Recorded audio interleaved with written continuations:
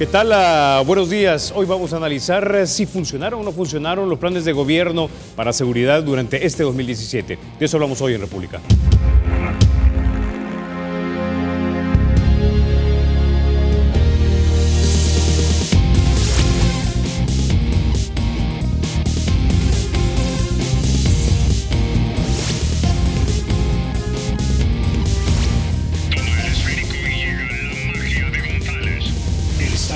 Será siempre libre e independiente y no será jamás el patrimonio de ninguna familia ni persona.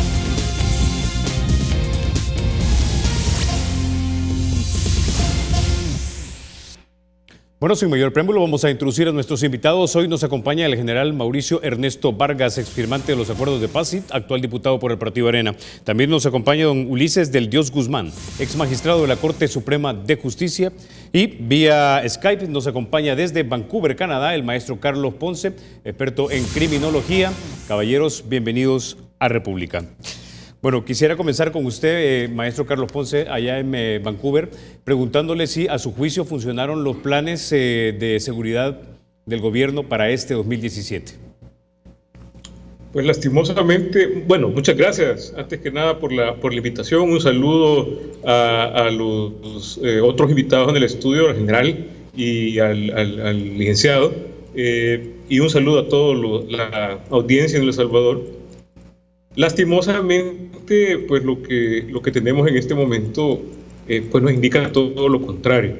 Y lastimosamente también muchos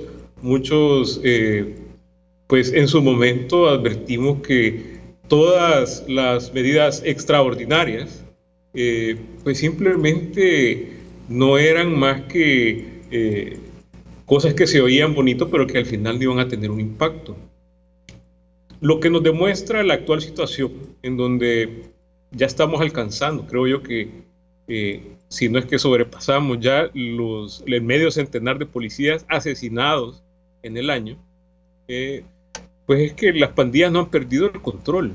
Todavía son capaces de pues orquestar este tipo de actividades a lo largo y ancho del país.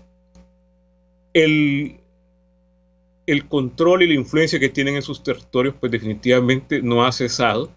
Al contrario, pues algunas encuestas recientes pues nos revelan de que la mayoría de salvadoreños piensan de que las pandillas son en realidad el poder que manda en el país. Después de tantos meses de tener estas medidas supuestamente extraordinarias siendo ejecutadas, pues no veo yo de dónde las autoridades o cualquier persona podría tratar de argumentar de que éstas han tenido algún tipo de impacto.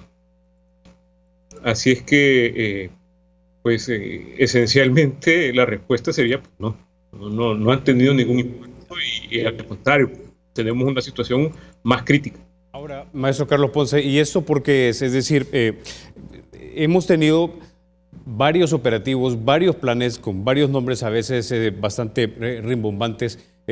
Hemos hablado de retomar el control de los territorios, lo venimos hablando desde hace más de 3 años. La pregunta es por qué no funcionan, es decir, lo que la gente se pregunta en la casa, lo que se pregunta en la calle. Da la impresión que esto fuese como arar en el mar, que aras, pero luego viene la ola y te deshace lo arado.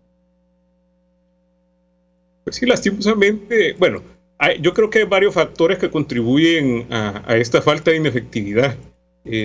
Primero, que todo el problema se ha tratado de abordar siempre desde un punto de vista mediático, es decir, entre más rimbombante sea.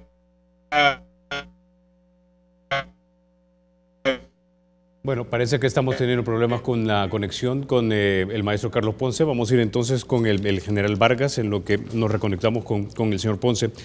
Y le hago la misma pregunta, general. Si hemos tenido varios operativos, varios planes, las medidas extraordinarias, la policía comunitaria, esto lo hemos venido escuchando a lo largo de 2 años. Sin embargo, pareciera como que aramos en el mar, que luego viene la ola y nos borra lo que hemos arado.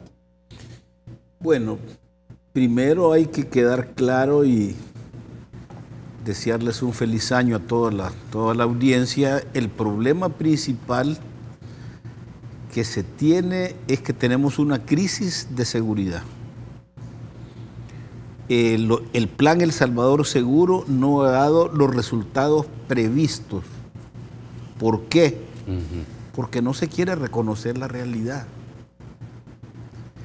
Cuando tú no reconoces lo que realmente sucede, estamos en problemas. He venido a tu programa una cantidad de veces, lo he expuesto. El día 16, el día 18, vino el comisionado de Naciones Unidas y le dice esto al gobierno, que nosotros hemos venido diciéndolo. Si no reconocen la realidad, no pueden cambiar. Van a seguir haciendo lo mismo. Estamos en crisis, los planes no funcionan.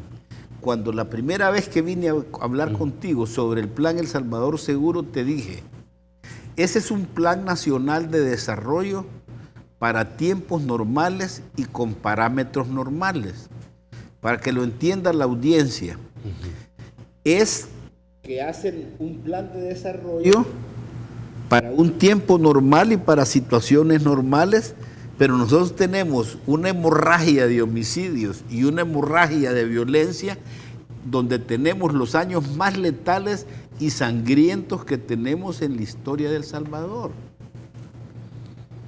No lo quieren reconocer, tenemos los primeros lugares. El Salvador, entre los países más violentos del mundo, no lo quieren reconocer.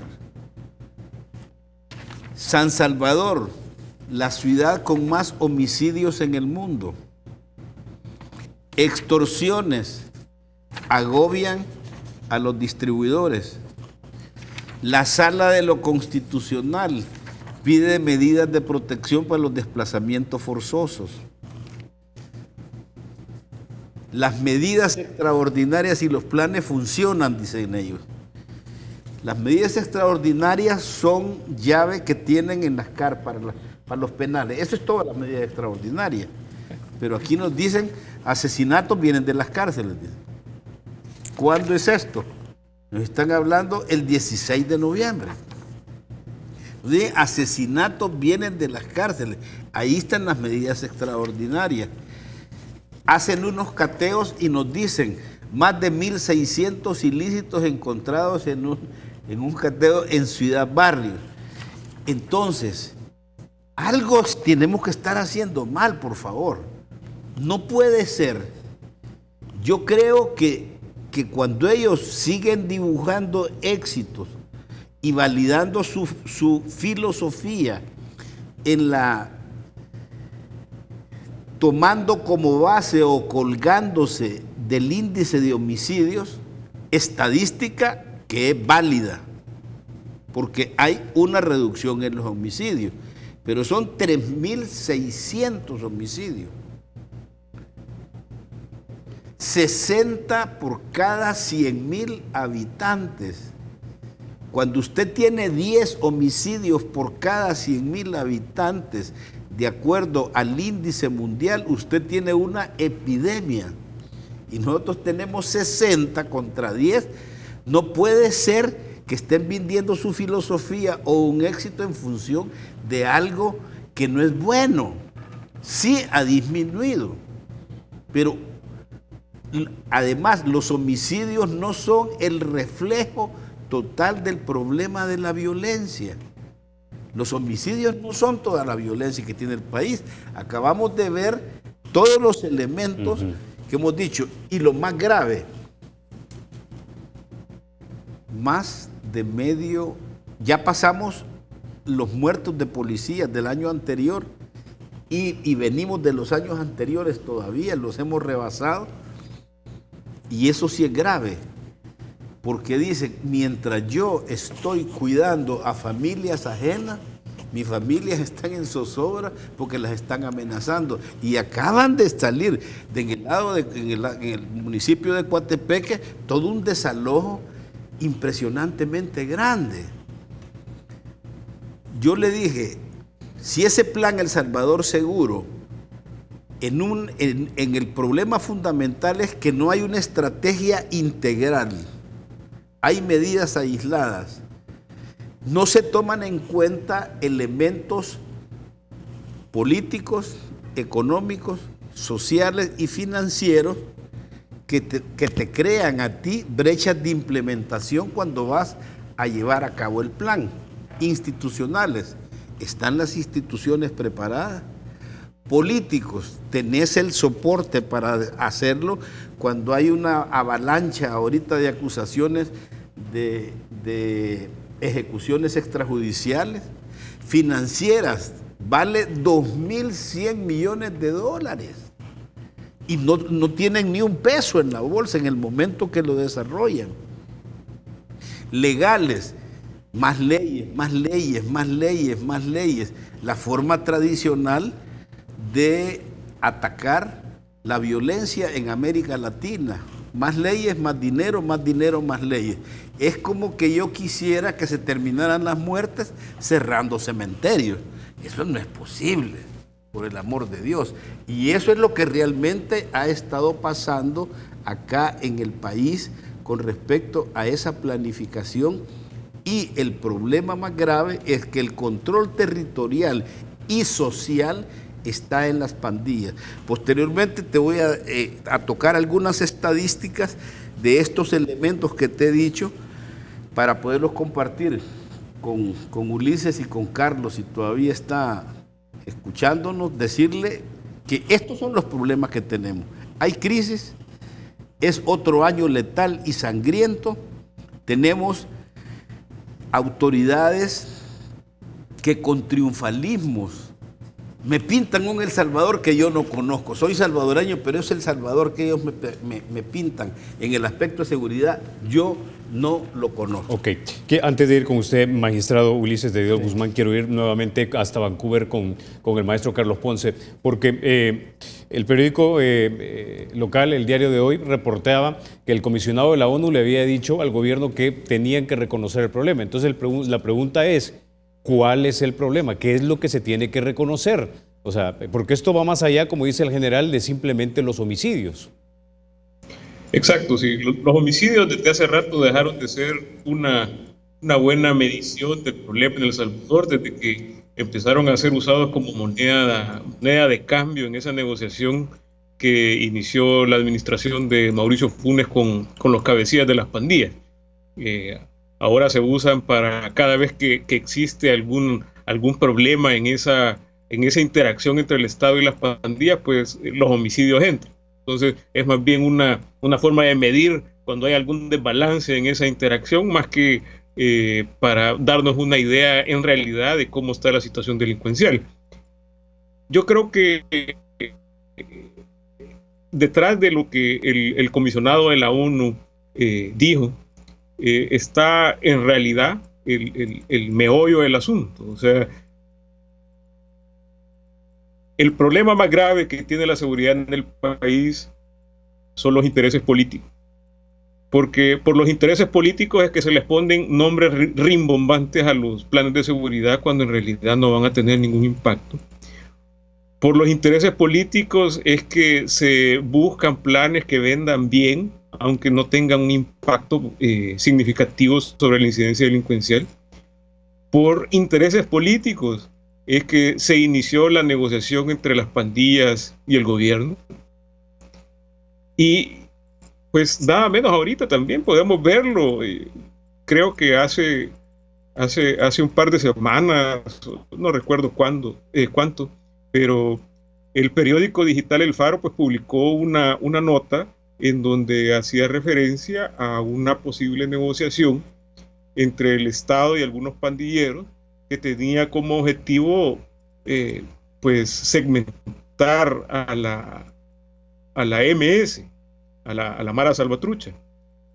Pues definitivamente que esto enmarca muy bien la poca efectividad que puede tener o que puede estar teniendo las medidas extraordinarias, porque si al final todo se está utilizando para tener alguna ventaja de carácter político partidaria y en realidad no se está concentrando toda la energía del aparato de seguridad en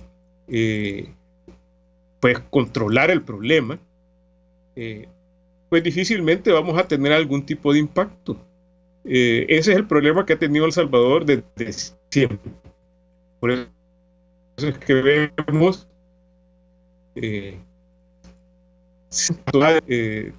tratando de vender una realidad que no existe, a las autoridades no aceptando problemas graves que hay dentro del aparato de seguridad, a las autoridades no aceptando los problemas graves que existen en el terreno, porque hay intereses políticos que no les permiten hacer eso. Hay intereses políticos que los tienen amarrados a guardar cierto tipo de discurso. Y eso es lo que yo creo que está detrás del mensaje que dio el comisionado de la ONU. Y algo que tenemos que prestarle mucha atención a los salvadoreños, especialmente ahorita que estamos acercándonos a un periodo electoral. Ok. Bueno, le damos las gracias, maestro Carlos Ponce, por haberse unido a nosotros desde Vancouver, Canadá. Que siga tomando provecho de sus estudios por allá. Gracias, Carlos Ponce. Muchas gracias por la invitación y un saludo a todos ahí en el estudio y, por supuesto, en El Salvador. Ok, bueno, ya tenemos entonces dos grupos de ideas, magistrado Ulises de Dios Guzmán. Quisiera saber cuál es su valoración sobre este punto. Bueno, con relación al tratamiento que el gobierno le ha dado al problema de las pandillas, partiría, porque así lo dijo expresamente el gobierno, del plan El Salvador Seguro. Y señalaría que el plan realmente no es ningún plan. Sí, ahí lo que hay son 125, 126 acciones agrupadas en 5 ejes por la naturaleza de las medidas, pero si uno lee todas las acciones, todas esas, son acciones ordinarias, normales, que todo gobierno, que cualquier gobierno debe de ejecutar durante su gestión ejecutiva.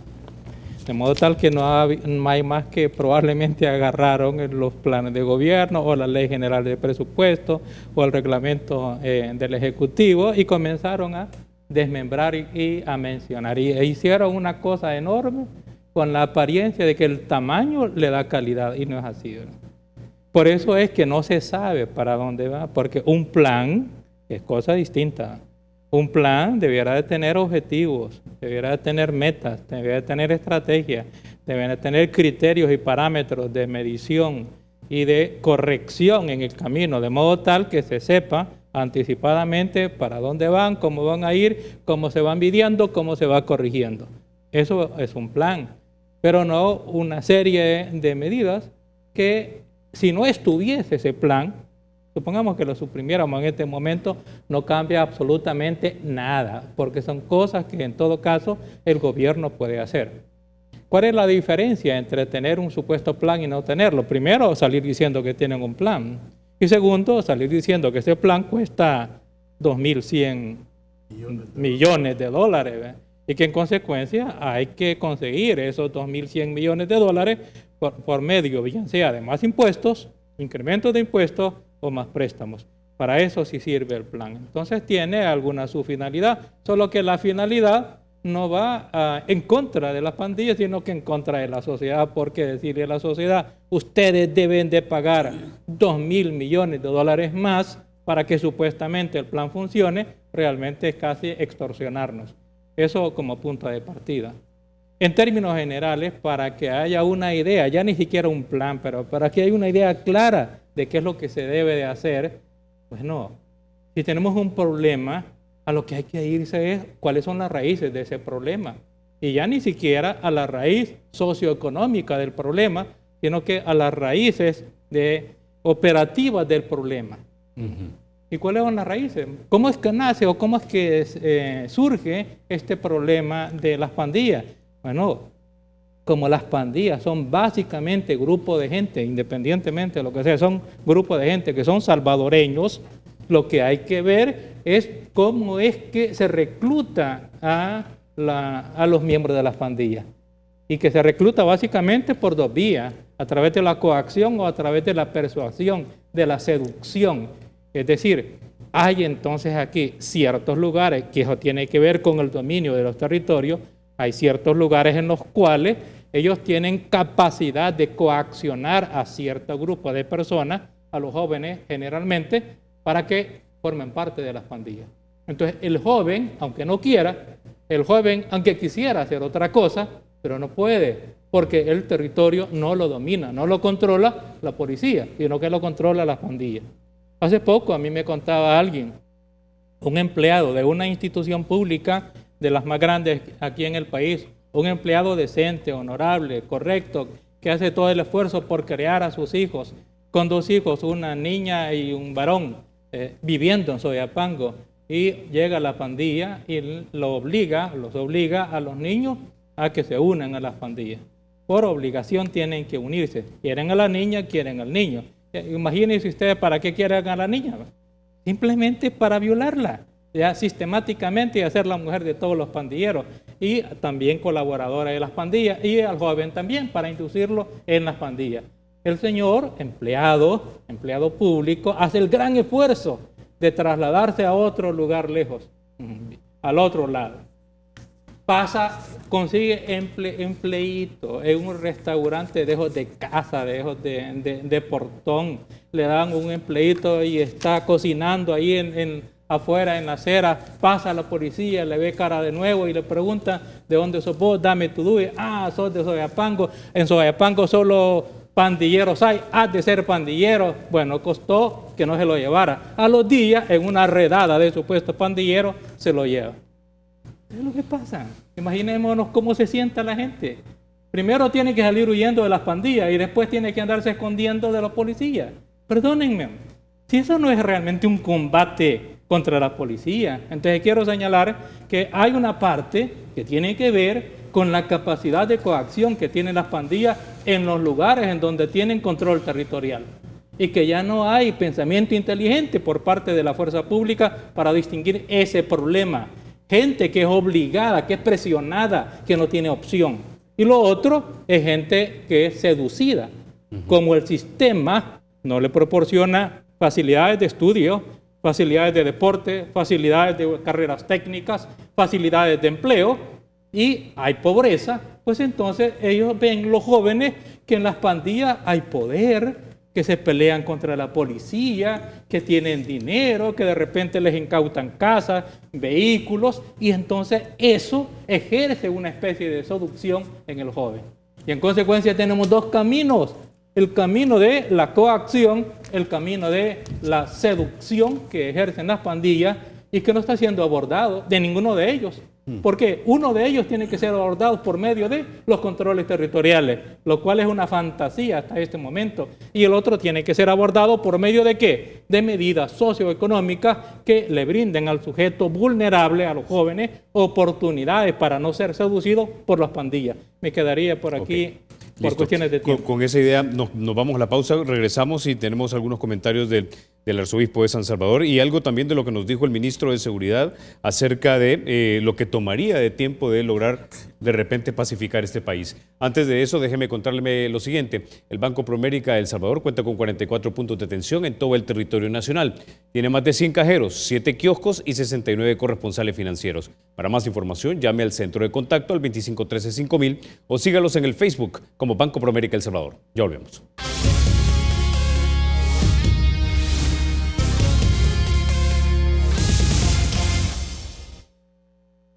Gracias por continuar con República. General, antes de ir con usted, quiero que escuchemos lo que dijo el arzobispo de San Salvador, Monseñor José Luis Escobar Alas, cuando hablaba acerca de la situación que se vive ahorita en el país. Escuchamos. Yo creo sinceramente que el gobierno ha hecho muchos esfuerzos, pero que no son suficientes y que no alcanza el gobierno por sí solo. Muy preocupados por la situación de la violencia, lo hemos dicho, que es escandalosa esta situación ante el mundo y que no debemos acostumbrarnos a ella, sino que por el contrario, trabajar por superarla. Ok. Ahora, yo tengo un conocido que me dijo, mira, Carlos, yo no sé por qué no pueden de repente controlar las acciones de los pandilleros si ellos ya saben dónde viven, dice. Entonces, ¿por qué no van a traerlos? Dice, yo creo que es un poco más complicado eso viviendo en una república, ¿no? Pero quisiera saber cuál es su opinión.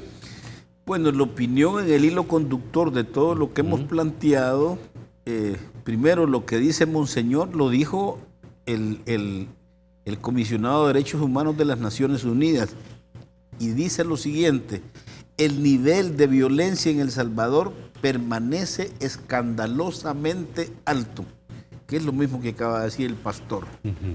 Dos, para que un plan funcione hay que plantearlo en hechos reales. No puede ser que hayan brumas ideológicas que me estén llevando a eso. Entiendo, y no estoy pidiendo milagros. Yo solicito funcionarios idóneos para resolver el problema.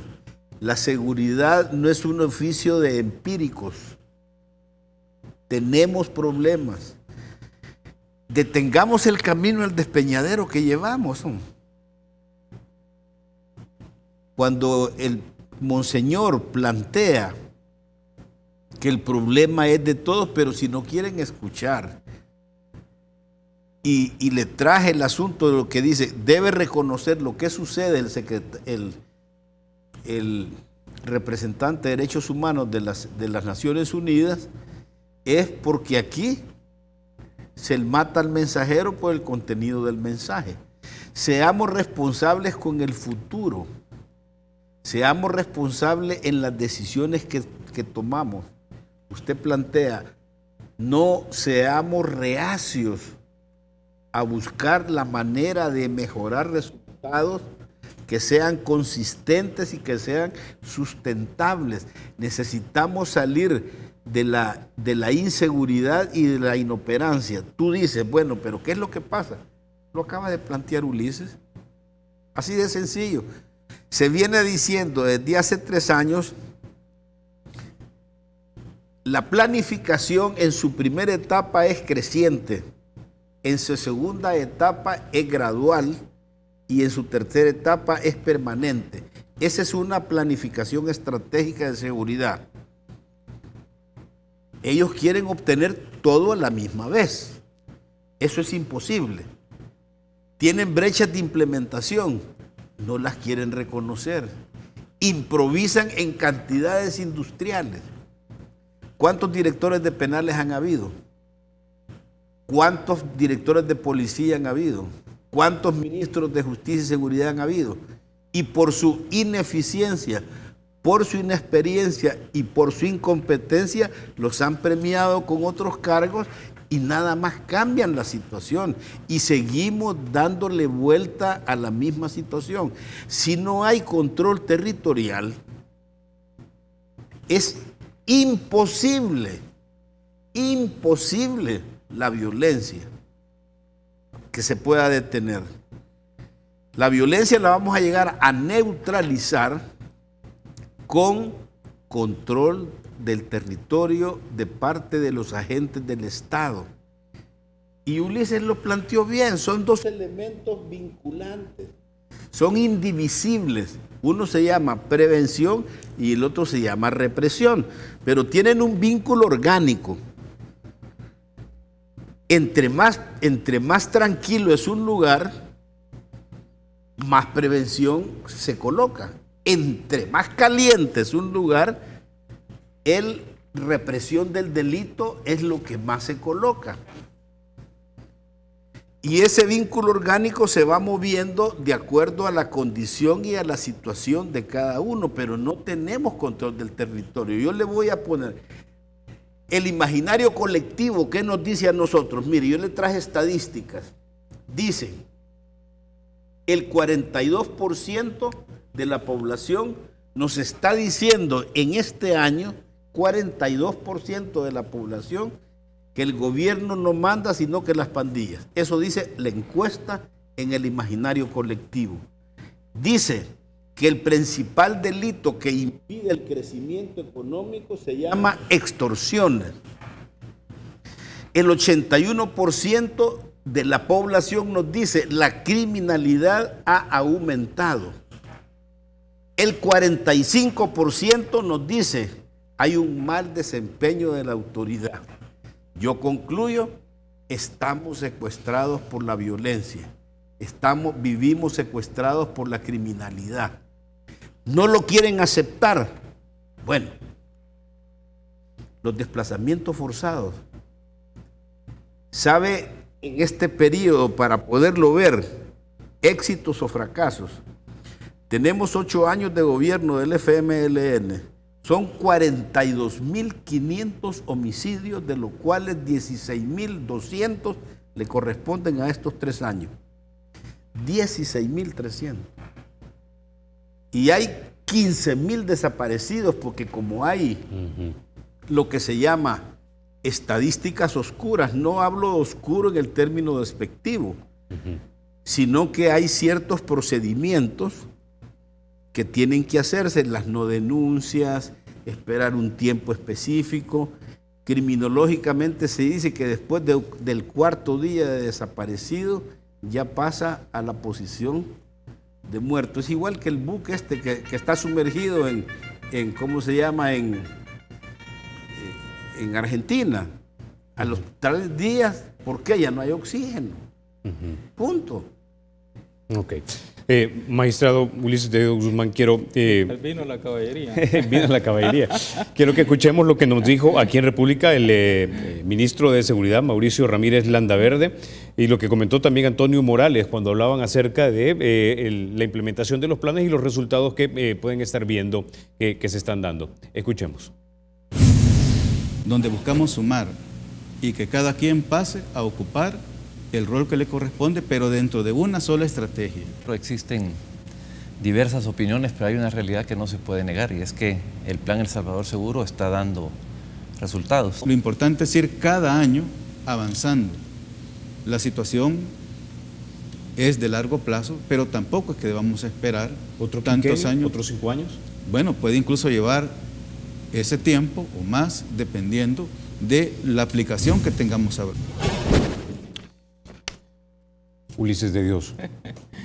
Mire, la expresión, la aceptación del señor ministro de Seguridad que necesitan 5 años o más para poder controlar los territorios tiene 2 interpretaciones, y las 2 muy graves.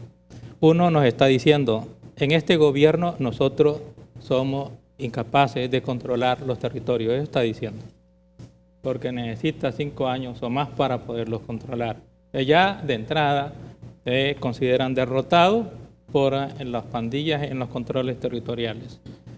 Segundo, igual de grave o quizás peor, es el hecho de que introduce subliminalmente el tema del control territorial, del combate contra las pandillas en el tema electoral.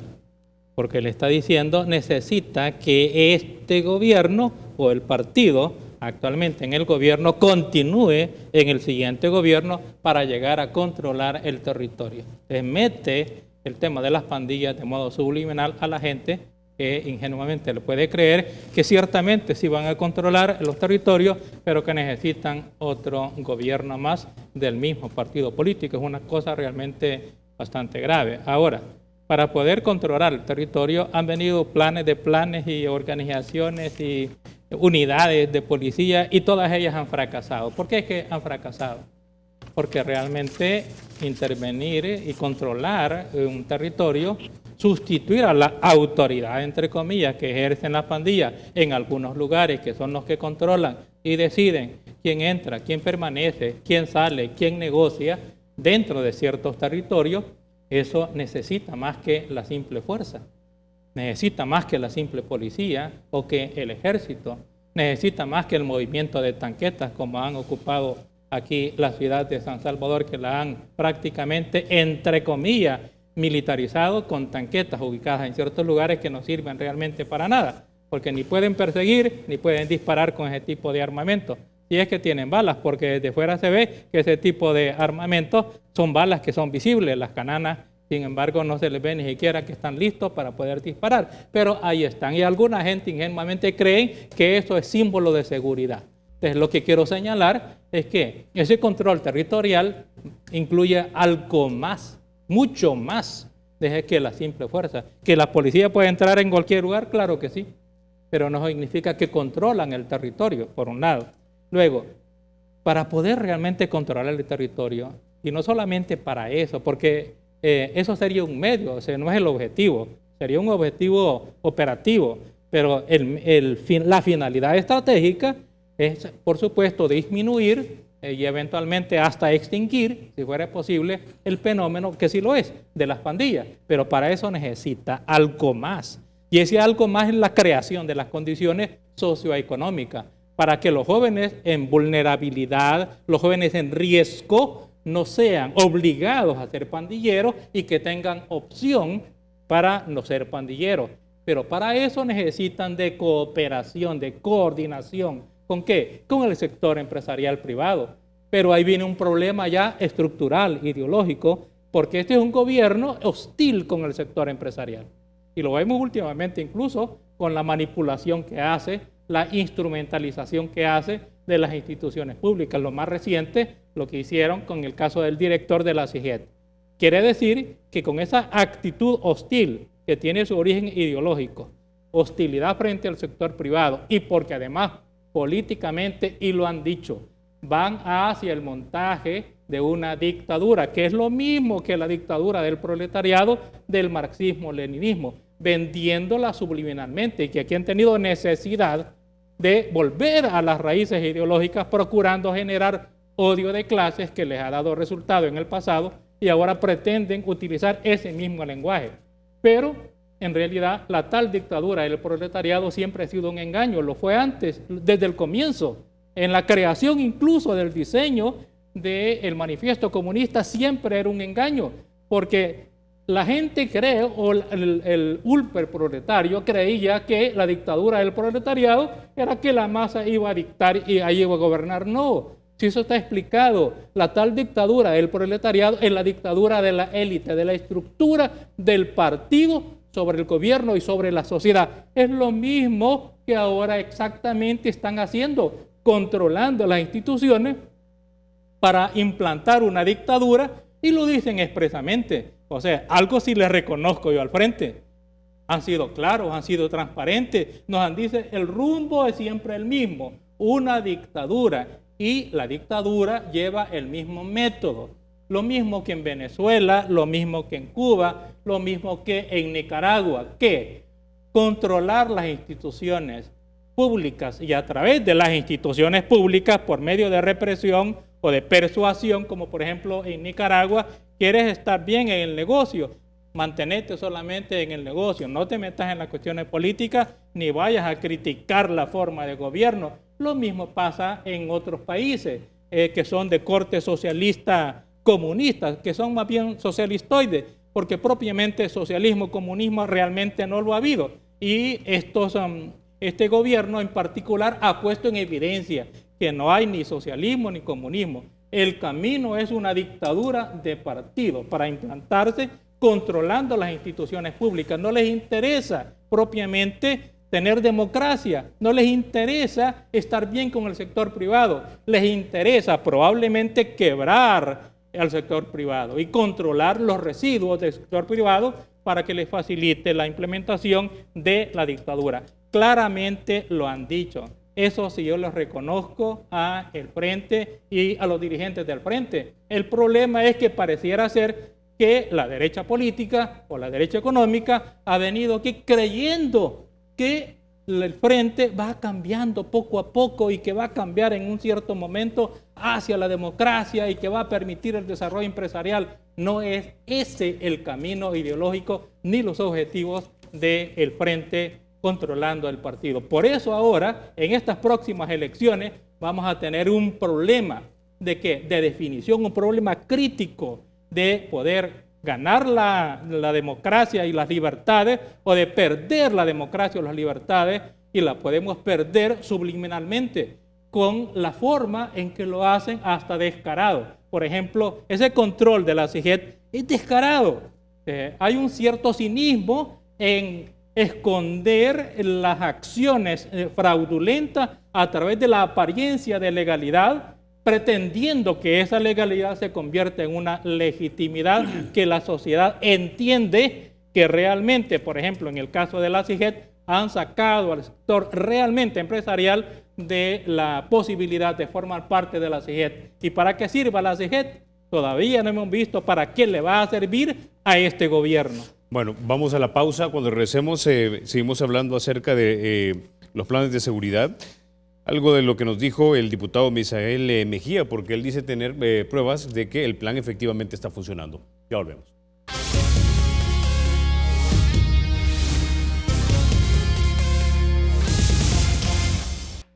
Gracias por continuar con nosotros. Escuchamos lo que dijo el diputado Misael Mejía cuando hablaba acerca de los resultados del plan El Salvador Seguro. Uno revisa qué sucede en los 10 municipios priorizados en la primera etapa, los 14 municipios que se contemplaron en la planificación y ejecución en la segunda etapa. Los resultados son positivos. Bueno, es la posición del FMLN. Bueno, mire, primero es una dialéctica sofista y se lo voy a señalar. Somos el país en la región con el menor crecimiento económico. Somos el país en la región con los mayores costos de producción por causa de la violencia. Tenemos la mayor alta deuda pública, tenemos el menor desarrollo y tenemos una inversión deprimida. Elementos básicos de la situación del país. Esto lo que indica es una máxima que académicamente se enseña al nomás entrar al aspecto de seguridad y se les dice a los alumnos, no hay seguridad sin desarrollo, ni desarrollo sin seguridad. Esa máxima se les mete en la mente al alumno y se le dice, si usted no tiene seguridad no va a tener desarrollo, y si no tiene desarrollo tampoco va a tener seguridad. Los dos elementos básicos que se llaman la prevención y la represión del delito, no la represión de los delincuentes. Cuando ellos vienen a decirle que se van a tocar 5 años, o el otro que dice tocó madera, lo que le está enseñando es que es un empirismo craso. Veamos lo que dijo Misael Mejía. Aquí le tengo esta gráfica. Todos los homicidios. ¿Cómo le puedo venir yo a decir a usted? Si el gobierno ha sido reprobado con un 4 y fracción y las encuestas le están diciendo que hay mal desempeño, que la criminalidad aumenta, ¿cómo voy a venir yo a aprobarle algo? Y estos que son estadísticas, cuando ellos hablan de los años anteriores, le voy a decir que en el 2012 el promedio eran 168, en el 2013 256, en el promedio del 2017 436. Entonces, ¿cómo pueden venir a decir que ha dado los resultados? Y lo único que usted ve en las bajas, que es decir, esto que está acá, es la tregua. Y usted ve en este que está aquí, ve la baja. Fue cuando entraron las camionetas al penal de Zacatecoluca. Y ahora acaban de decir la semana pasada 3 noticias. Una, posible tregua escondida. Fiscal averigua si el gobierno está dando dinero a las pandillas. Y tercero, habla de que el acercamiento a los partidos políticos. Estamos en un periodo de disminución.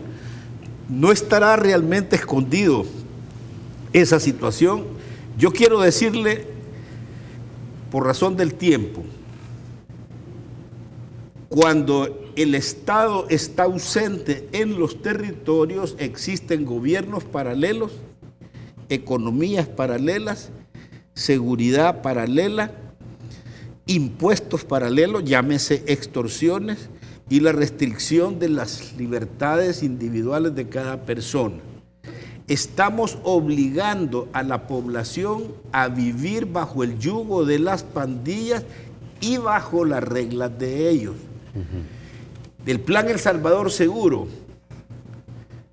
hay 28 acciones de los 5 ejes que que ya terminaron el tiempo de ejecución. Óigase bien, de las cuales 21 todavía no han comenzado. Mire, el plan El Salvador Seguro, si lo revisáramos específicamente y no dejamos de recursos idiomáticos, la criminología y la seguridad se hace con datos y con estadísticas y con hechos, no con una dialéctica marxista. Aquí lo que dice esto, el plan El Salvador Seguro, si usted, amigo que me escucha, lo revisa, va a encontrar que no se cumple o que no se está cumpliendo como está escrito. ¿Cuál es el fundamento del plan El Salvador Seguro? Dígame usted a dónde estamos consolidados territorialmente, dónde ustedes viven tranquilos.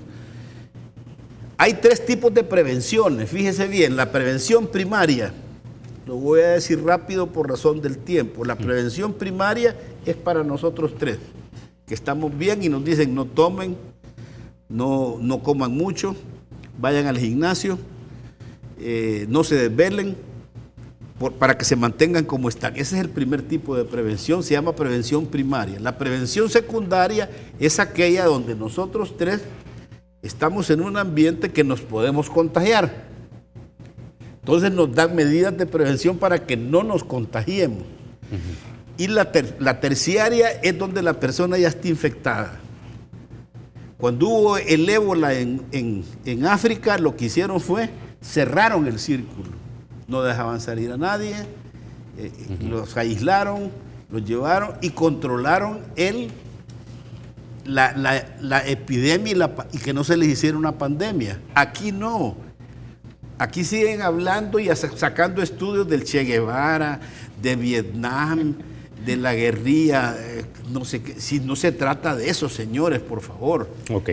Bueno, se nos acabó el tiempo.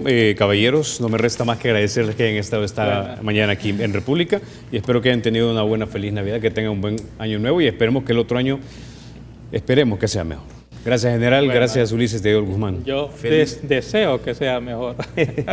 Ok, ustedes, amigos, se quedan con la emisión matutina de Teleprensa. Soy Carlos Toledo. Gracias por vernos. Recuerden, la República es de todos. Hay que cuidarla.